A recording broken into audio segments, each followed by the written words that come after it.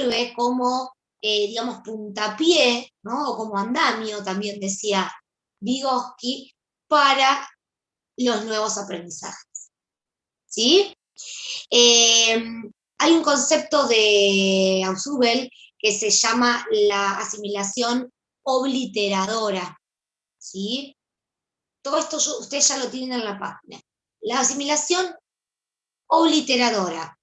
A ver, ¿qué quiere decir esto? El aprendizaje significativo, que tiene como base la asimilación de lo viejo en relación, perdón, la asimilación de lo nuevo en relación a lo viejo, no termina solamente en este proceso que les acabo de decir, ¿sí?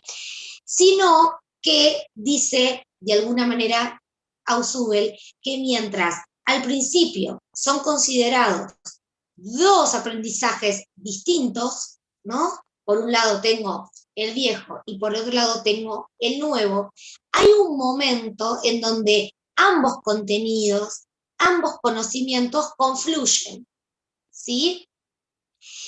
De modo, dice él, que ya no podemos seguir viendo al viejo y al nuevo como dos distintos, sino que de alguna manera los vamos a entender como una unidad, ya no como una entidad totalmente separada. ¿Se entiende? Entonces, cuando yo digo que hay una reconfiguración cognitiva, tiene como última instancia esta configuración de ambos contenidos en uno. ¿Sí? Este proceso, ¿no? Se llama asimilación obliteradora. De alguna manera es como decir, bueno, es como un olvido, entre comillas, ¿no? De lo viejo, para poder comprenderlo ahora, ¿no? Como una unidad. ¿Cómo se llama el proceso, profe? ¿Asimilación qué? Obliteradora, asimilación obliteradora. ¿Sí? Es como que lo que yo sabía en relación a esto, ¿no? Queda como olvidado, es una forma de decir olvidado, ¿no? Pero porque ahora converge con uno nuevo y es un nuevo conocimiento. Ya no son dos separados. ¿Sí? ¿Se entiende? Como Bien. que uno complementa al otro, ¿no? Exacto, pero se convierten en uno, ¿no? Es como que ya no hablamos del viejo y del nuevo. Ahora hay un proceso, digamos, obliterado que hizo que estas dos informaciones confluyan en uno.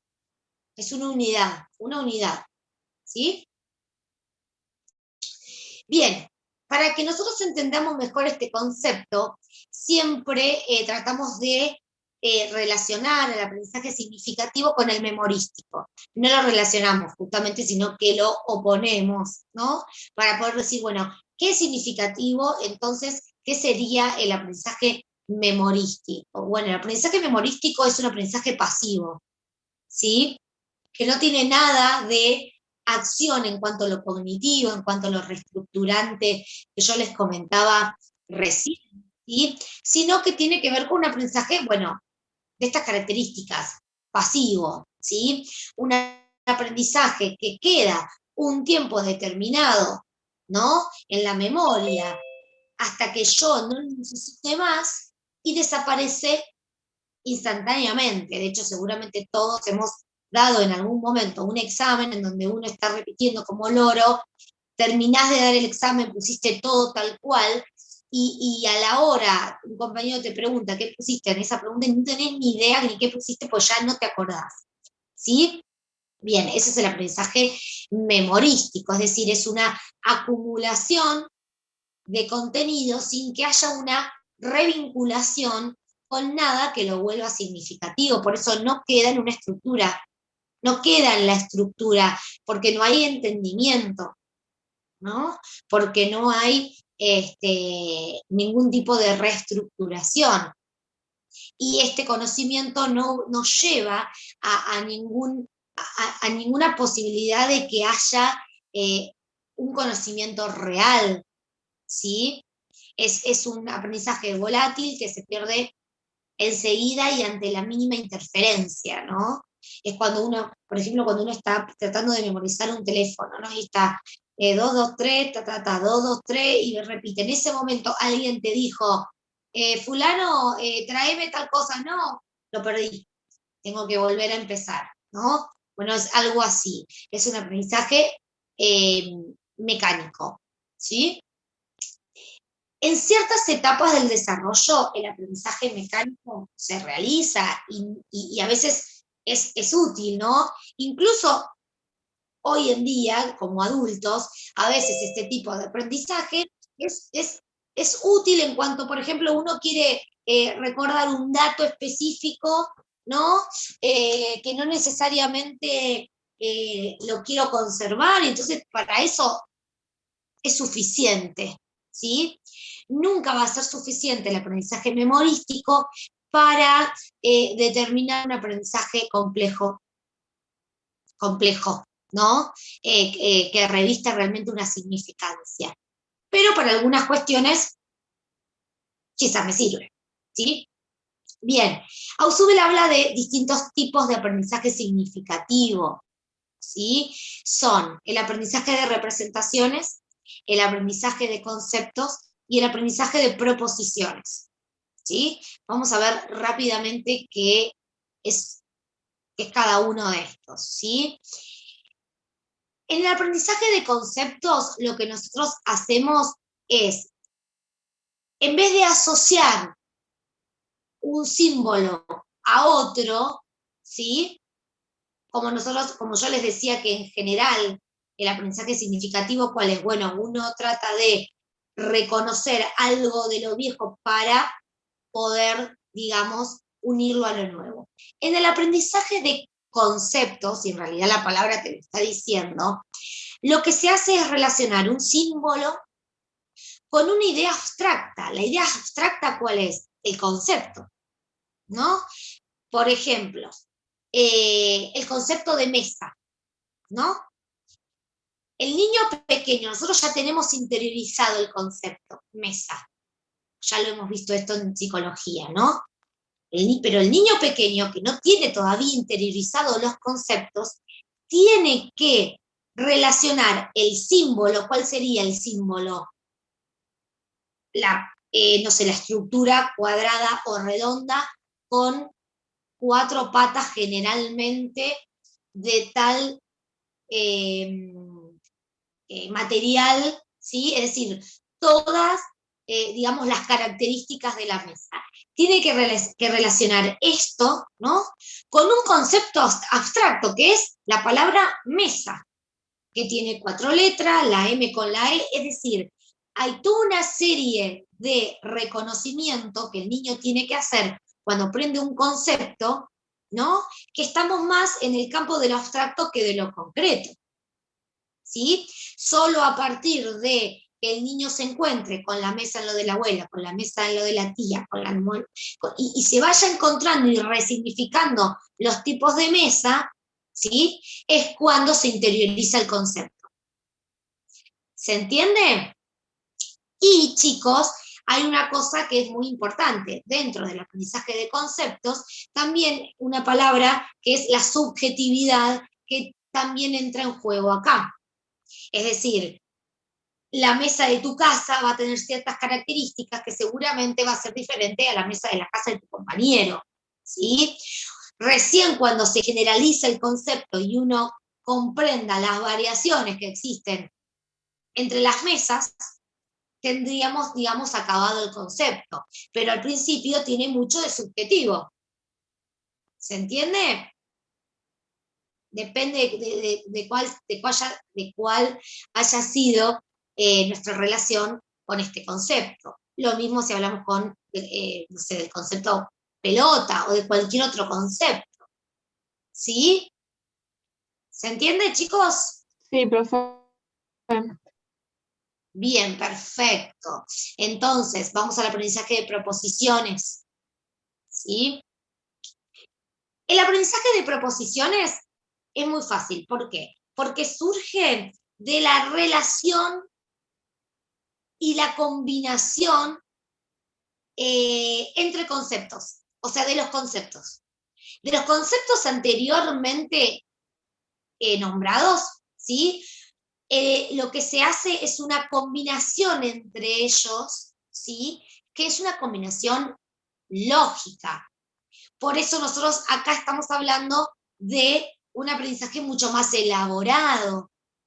¿Se entiende? Es decir, a partir de la generalización de los conceptos y de la relación entre todos los conceptos que nosotros vamos teniendo, por eso esto va a depender de la instrucción, chicos. O sea, cuanto más concepto tenga, más posibilidad de realizar proposiciones voy a tener, ¿sí? Cuanto más conceptos tenga, más apreciaciones voy a poder hacer del mundo que me rodea, tanto científico como filosófico, ¿sí? Es un aprendizaje mucho más complejo, que requiere de mucho más esfuerzo, ¿sí? Y que se realiza siempre y cuando el individuo esté motivado para hacerlo, ¿sí? Es decir, solamente aquel niño o adolescente o adulto que con los conceptos que maneja quiere profundizar, es el adulto que va a hacer mucho más aprendizajes, o niños, de proposiciones. Conjugar todos los conceptos y empezar a averiguar, y empezar, le estoy dando un ejemplo, ¿no? Conjugo los conceptos y digo, quiero saber más de esto, y esto lo relaciono con esto, ¿no? Y hago una relación, una combinación lógica de esos conceptos para llegar a una determinada conclusión. ¿Se entiende?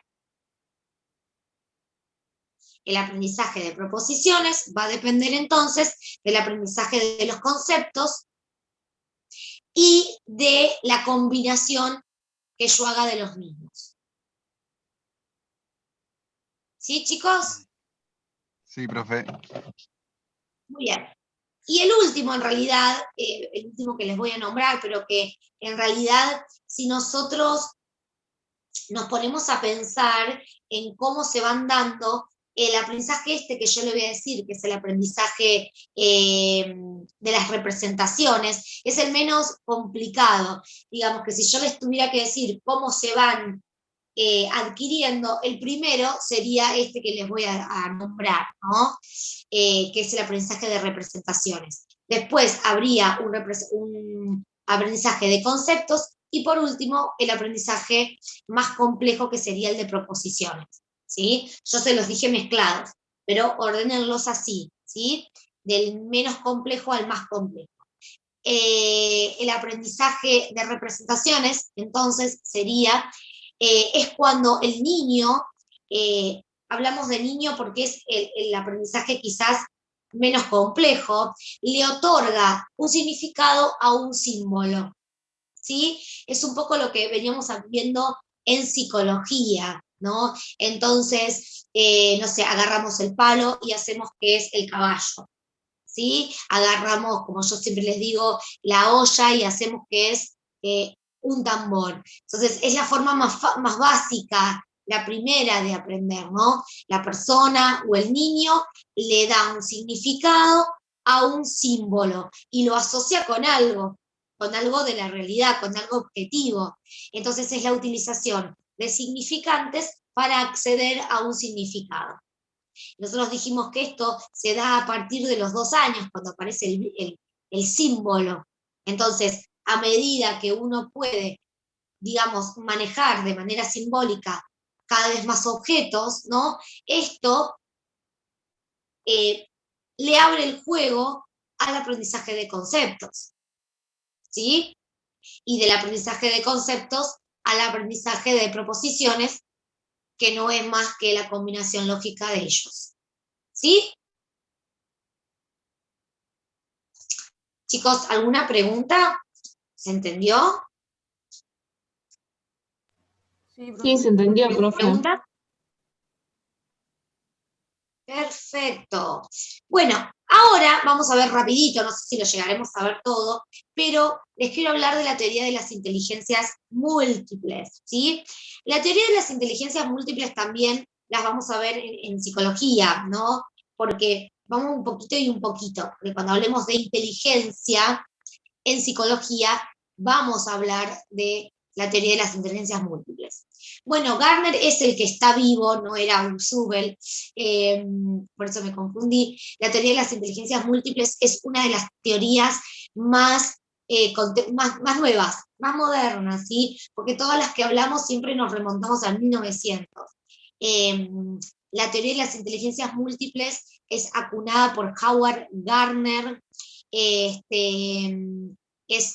Howard Gardner es profesor todavía de la Universidad de Harvard.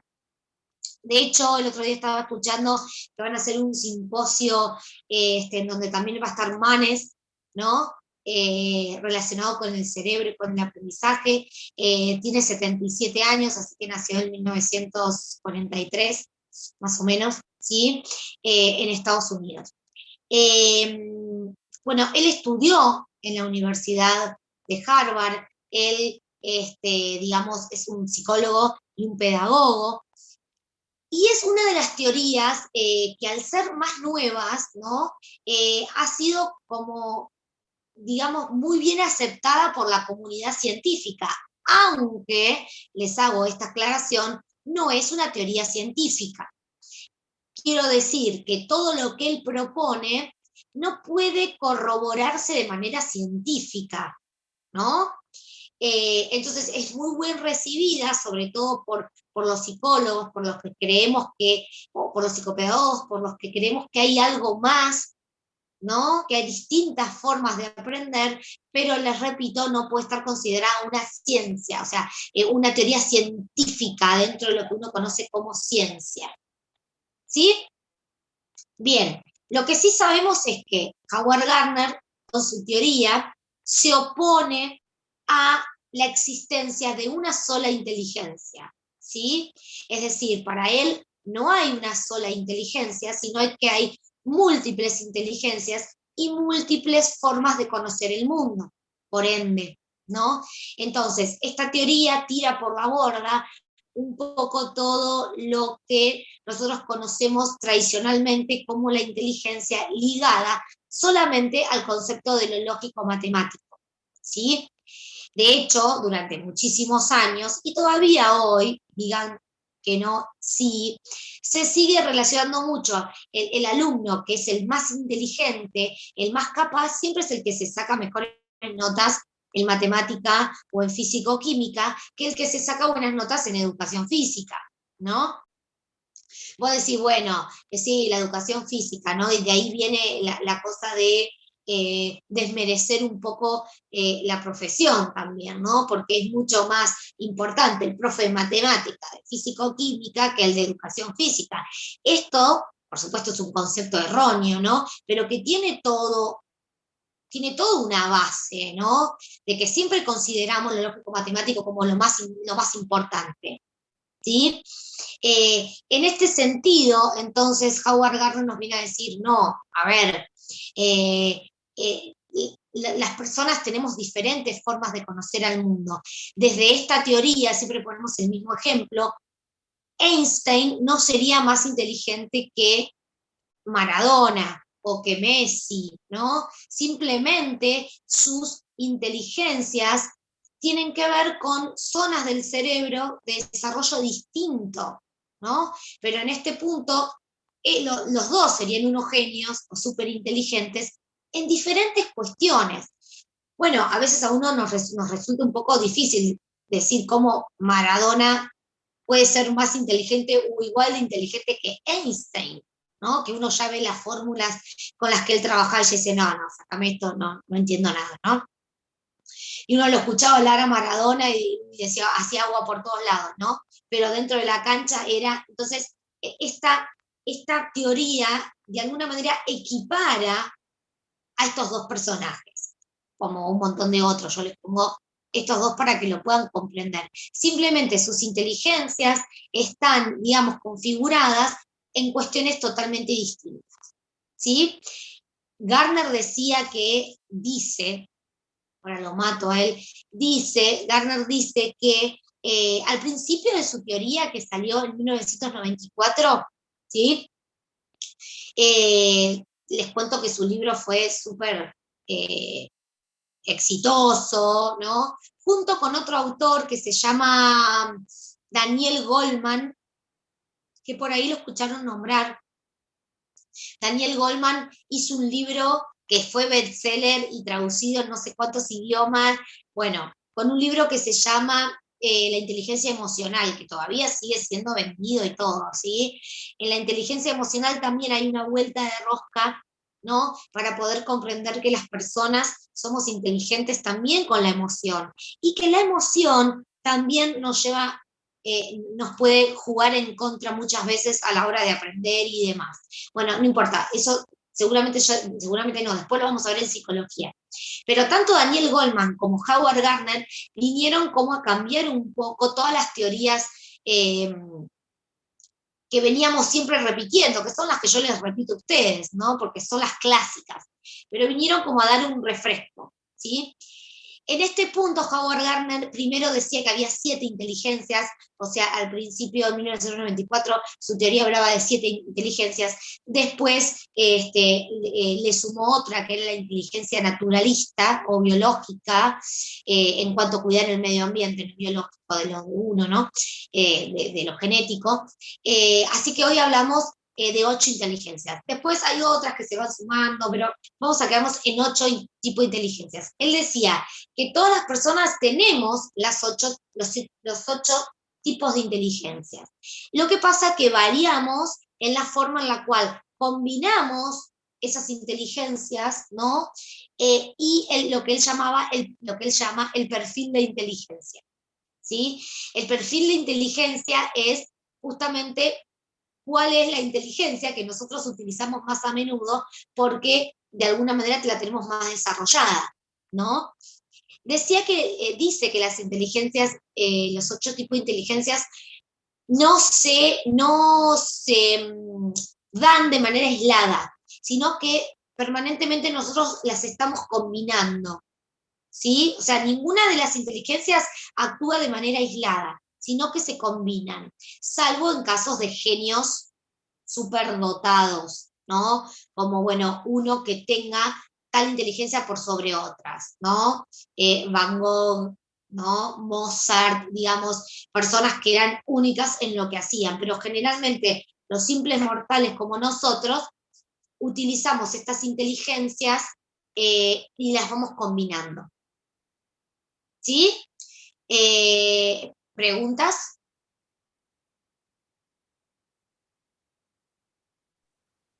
Él, a partir de todo esto, conceptualiza a la cognición humana como procesos paralelos e independientes que en un momento confluyen. Me estaban Perdón, compartiendo profe. Sí, pantalla. fue sin querer, perdón, a la mía.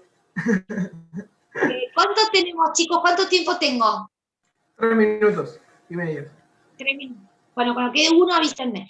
Bueno, entonces, un poco la idea que nosotros teníamos de la estructuración cognitiva, bueno, él habla o hace un concepto de la cognición humana, pero como procesos, como yo les decía, que son relativamente paralelos, ¿no? Y que en algún punto convergen convirtiendo en una sola inteligencia.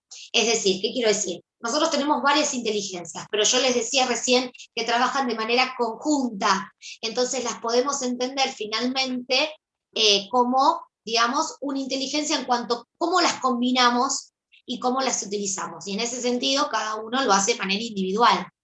¿Se entiende?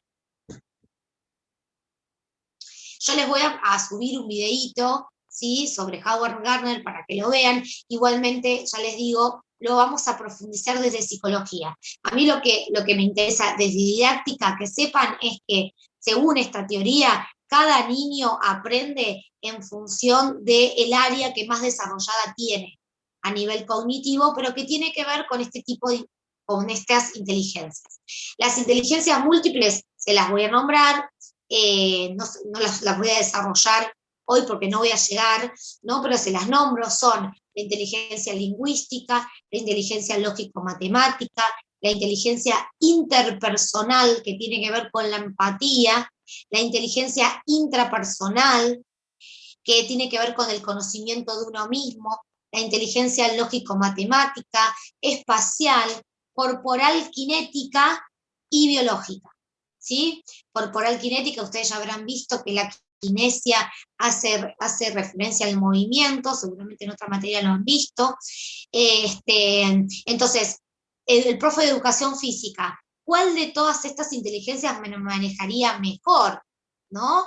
No quiere decir que en lógico-matemática no estés también súper desarrollada, pero uno espera que el profesor de educación física sí o sí tenga desarrollado la inteligencia espacial, la inteligencia corporal kinética, ¿no? Y que además tenga inteligencia interpersonal para poder ponerse del lado del alumno, para poder comprenderlo, ¿no?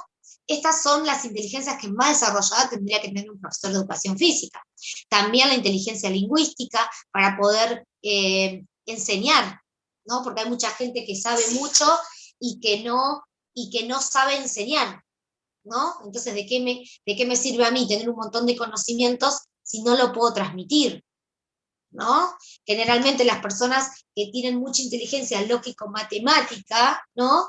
Les cuesta mucho explicar. Profe, queda un minuto. Bien. Bueno, vamos a dejar acá por hoy, ¿sí? Yo les subo un video de Howard Gardner, pero quédense tranquilos que nosotros lo vamos a ver también desde inteligencia en psicología, ¿sí? Así que bueno, ¿quedó todo claro, chicos, hoy? Sí, profe. Sí, profe. Sí, profe. Gracias. Un beso a todos, nos vemos